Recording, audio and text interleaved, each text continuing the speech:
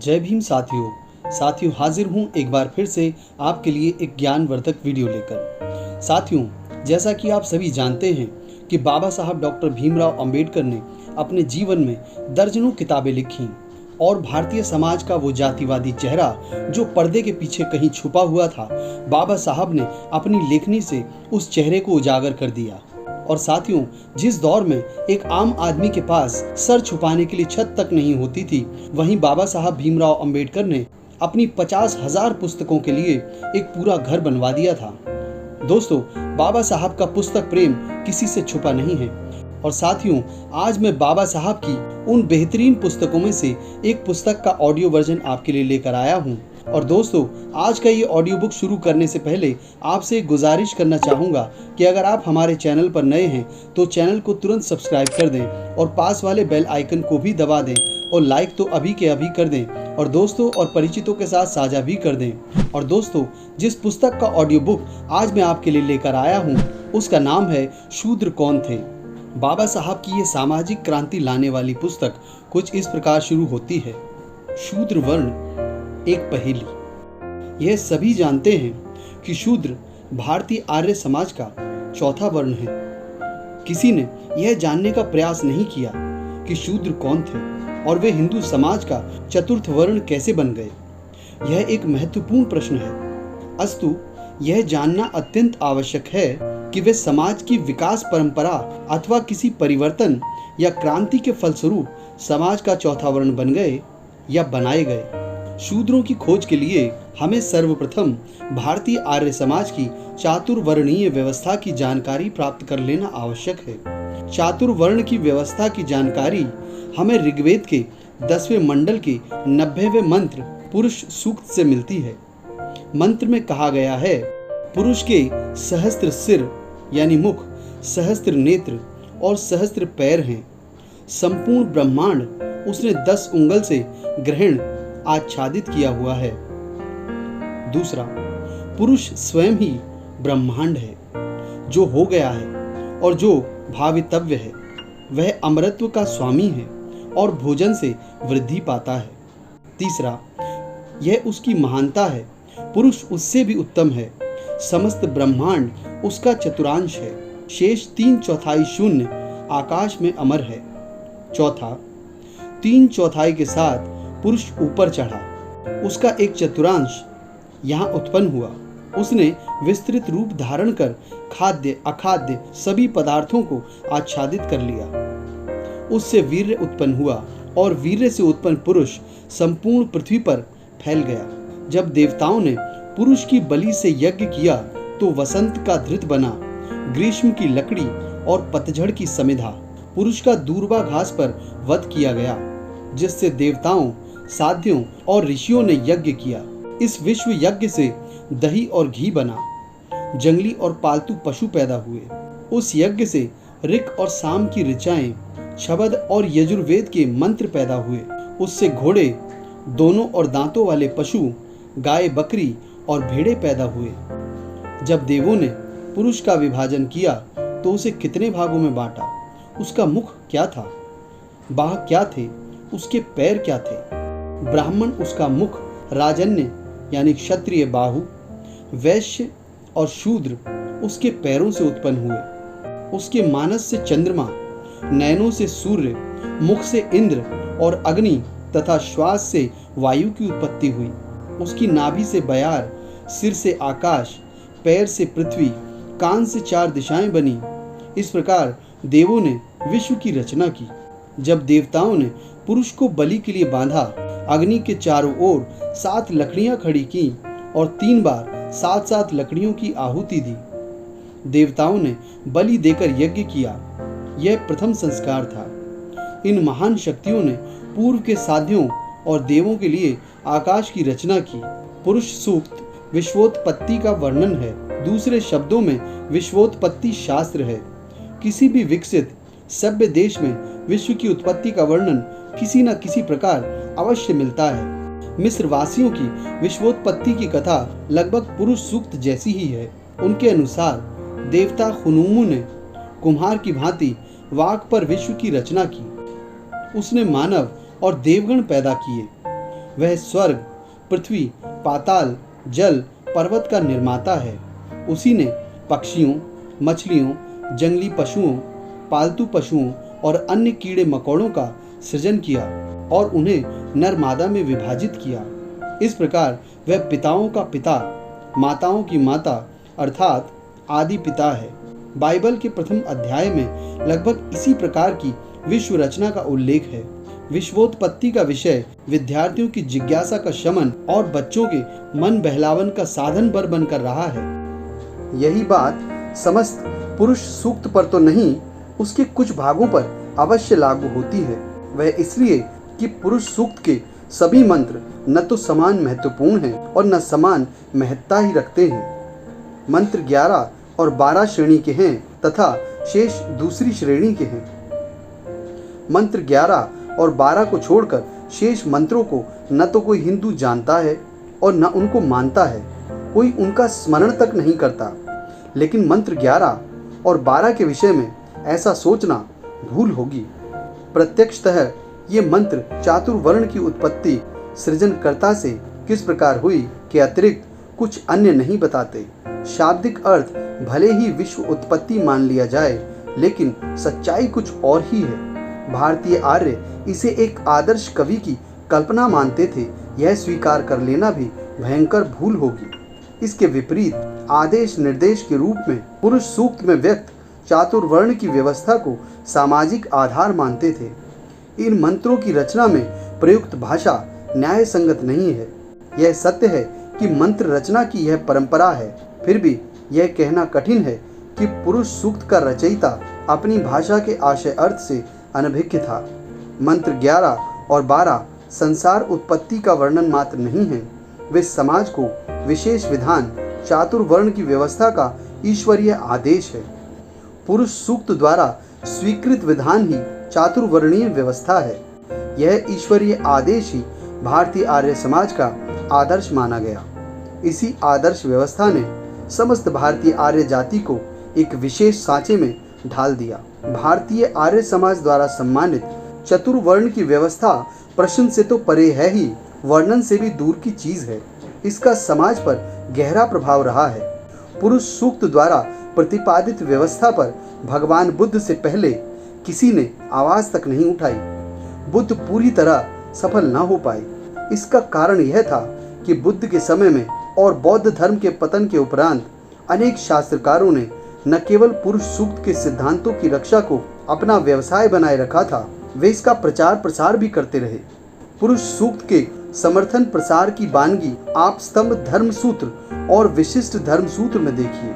आप स्तंभ धर्म सूत्र कहता है, जातियां 4 हैं, ब्राह्मण, क्षत्रिय, वैश्य और शूद्र। इन चारों में प्रत्येक पहली जाति क्रमशः बाद की सभी जातियों से उच्च है। शूद्र और पतितों को छोड़कर सभी को उपनयन, देवाध्ययन तथा यज्ञ यानी बलि का अधिकार है। विशिष्ट सूत्र में इसे दोहराते हुए कहा गया है, ब्राह्मण, क्षत्रिय, वैश्य और शूद्र 4 वर्ण हैं। ब्राह्मण, क्षत्रिय और वैश्य द्विज हैं। उनका प्रथम जन्म माँ की योनि से होता है और दूसरा उपनयन से होता है। इस दूसरे जन्म में सावित्री माँ और शिक्षक पिता माना गया है। शिक्षक यानी गुरु वेदों की शिक्षा देता है, इसलिए पिता कहा जाता है। जातियां जन्म और संस्कार की बोधक हैं। एक वेद वाक्य यह भी है, ब्राह्मण मुख से, क्षत्रिय बाहों से, वैश्य जंघाओं से और शूद्र पैरों से उत्पन्न हुए। तात्पर्य यह है कि शूद्र उपनयन आदि संस्कारों के अधिकार से वंचित हैं। अन्य शास्त्रकारों ने भी पुरुष सूक्त को मूल के तोते की भांति ही दोहराया है। यहाँ उनके मत की पुनरोक्ति की आवश्यकता नहीं है। जिन लोगों ने पुरुष सूक्त में स्वीकृत प्रतिपादित चातुर्वर्णीय व्यवस्था का विरोध किया, उन्हें हिंदू समाज के शिल्पी मनु ने सर्वदा के लिए दबाकर रख दिया। मनु ने 2 कार्य किए। एक तो यह कि संसार की वृद्धि के लिए ईश्वर ने अपने मुख से ब्राह्मण, क्षत्रिय को बाहों से, वैश्य को जंघाओं से और शूद्र को पैरों से पैदा किया। व्यवस्था देते हुए चतुर्वर्ण को ईश्वरीय आदेश ठहरा दिया कि ब्राह्मण, क्षत्रिय और वैश्य द्विज वर्ण हैं और शूद्र का केवल एक ही जन्म होता है।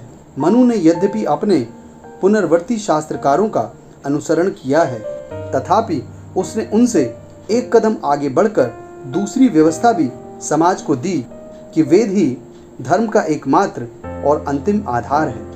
इस प्रकार मनु ने पुरुष सूक्त वेद का एक अंग है ध्यान में रखकर उसमें व्यक्त चातुर्वर्ण की सामाजिक आदर्श व्यवस्था को ईश्वरीय आदेश और विधान के आवरण से मंडित कर दिया। इन कारणों के ज्ञान के लिए पुरुष सूक्त का आलोचनात्मक विवेचन आवश्यक हो गया है। सभी हिंदू यह मानते हैं कि पुरुष सूक्त अपूर्व है। निसंदेह यह दावा उस समय किया गया होगा जब मानव मस्तिष्क विकास की आरंभिक अवस्था में था और उसमें भविष्य के प्रति अच्छा या बुरा अथवा दूरगामी परिणामों पर विचार करने की क्षमता न थी।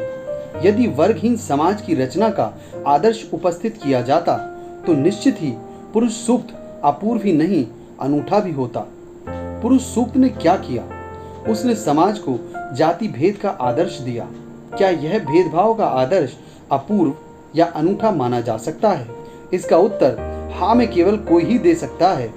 यह सत्य है कि वर्ग या श्रेणियां हर समाज में पाई जाती हैं। आज विश्व का विकसित सभ्य समाज तक इस बुराई से बचा नहीं है। इस दृष्टि से इसमें कोई अपूर्वता या नवीनता नहीं है।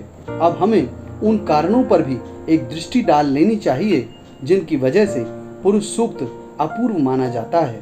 दुर्भाग्य की बात तो यह है कि अधिकांश लोग इससे अनजान हैं। जब वे इसकी अपूर्वता को जानेंगे तो उन्हें जानकर बड़ा दुख होगा कि पुरुष सूक्त की अपूर्वता और अनूठापन मानवता और मानव जाति के साथ कितना बड़ा धोखा है। आइए पुरुष सूक्त की सामाजिक विशेषताओं की विवेचना करें। इसके अनूठेपन के कारण इस प्रकार हैं।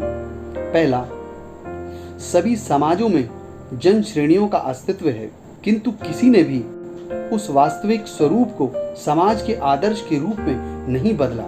मात्र पुरुष सूक्त ही एक ऐसा उदाहरण है जिसमें वर्ण भेद को समाज के आदर्श का दर्जा दिया गया है। दूसरा, किसी भी समाज ने अपने वास्तविक वर्ग भेद को वैधानिक स्वरूप प्रदान नहीं किया है। ग्रीक का उदाहरण सामने है।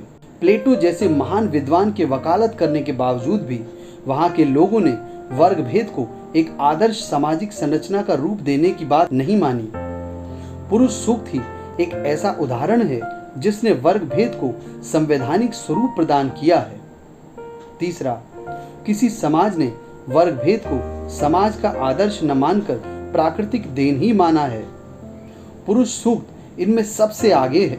उसने वर्ग भेद को समाज का आदर्श और प्राकृतिक तो माना ही है, उसे पवित्र और ईश्वरीय आदेश की संज्ञा से मंडित कर स्थायित्व भी प्रदान किया है। इतिहास साक्षी है कि समाज ने जन श्रेणियों की संख्या निश्चित नहीं की है। रोम 2 वर्गों में विभाजित था। मिस्र में 3 जन श्रेणियां थीं। भारतीय ईरानी भी 3 जातियों अत्रवश यानी पुरोहित, रथेस्तर यानी सैनिक और वस्त्र यानी फायुत यानी कृषक में सीमित थे। किंतु पुरुष सूक्त ने वर्ण संख्या 4 निश्चित की है जो न तो घट सकती है और न बढ़ सकती है। प्रत्येक समाज में कोई भी जन श्रेणी अपने महत्व के आधार पर समयानुकूल आदर और स्थान प्राप्त कर सकती है। किसी ने भी श्रेष्ठता और हीनता का कोई मापदंड और बंधन निश्चित नहीं किया है। किंतु पुरुष सूक्त इस संबंध में अपूर्व है क्योंकि उसने विभिन्न जन श्रेणियों को सदा सर्वदा के लिए एक स्थान पर बांध दिया। असमानता के सिद्धांत पर खड़ी चातुर्वर्णीय व्यवस्था में ब्राह्मण का स्थान सर्वोच्च है। ब्राह्मण के नीचे किंतु वैश्य और शूद्र के ऊपर क्षत्रिय का स्थान है। वैश्य ब्राह्मण और क्षत्रिय के नीचे किंतु शूद्र से ऊपर आता है। शूद्र सबसे नीचे है। यह क्रमशः आदर और अनादर की परंपरा सदा के लिए अटूट है। पुरुष सूक्त की यह विशेषता है। यह पहेलियों से भरा पड़ा है, इसलिए असाधारण भी है। इस अपूर्वता और असाधारणता का ज्ञान केवल कुछ लोगों को ही है। जानने का प्रयास करने पर इन पहेलियों के वास्तविक स्वरूप और विचित्रता का पता चलेगा। विश्वोत्पत्ति का वर्णन केवल पुरुष सूक्त में ही नहीं है, ऋग्वेद में अन्यंत्र भी मिलते हैं। ऋग्वेद के 10वें मंडल के 72वें मंत्र में विश्व उत्पत्ति का वर्णन है। पहला, आओ देवो उच्च स्वर में गुणगान करें। स्तुति गान से वे भक्तों पर प्रसन्न होते हैं। दूसरा, ब्राह्मणस्पति ने देवताओं को लोहार की भांति अपनी श्वास क्रिया से फुला दिया। देवताओं के प्रथम युग में सृष्टि की रचना शून्य से हुई। तीसरा, प्रथम चरण में सृष्टि शून्य से उत्पन्न हुई। इसके उपरांत क्षितिज का जन्म हुआ और उसके बाद ऊपर की ओर बढ़ने वाले वृक्ष पैदा हुए। चौथा, ऊपर की ओर बढ़ने वाले वृक्षों से पृथ्वी पैदा हुई। पृथ्वी से दिशाओं का जन्म हुआ। दक्ष का जन्म अदिति से और अदिति का जन्म दक्ष से हुआ। पांचवा, हे दक्ष, फिर तेरी पुत्री अदिति का जन्म हुआ। उसके बाद पूजनीय और मृत्यु के बंधन से मुक्त देवजन पैदा हुए। हे देवजनों, जब तुमने सुव्यवस्थित कक्ष में निवास किया तो तुम्हारे शरीर से धूल उड़ी और लगा कि तुम नाच रहे हो। देवताओं, तुम विश्व पर घटाओं की भांति छा गए और समुद्र के गर्भ से सूर्य को उत्पन्न किया। अदिति के शरीर से 8 पुत्र पैदा हुए। उसने 7 को देवताओं को भेंट कर दिया और अष्टम पुत्र यानी 8वें पुत्र मार्तंड को उच्च स्थान पर आसीन किया। 7 पुत्रों के साथ अदिति पूर्व पीढ़ी के देवताओं के पास चली गई। उसने मार्तंड को मानव उत्पत्ति के निमित्त धारण किया।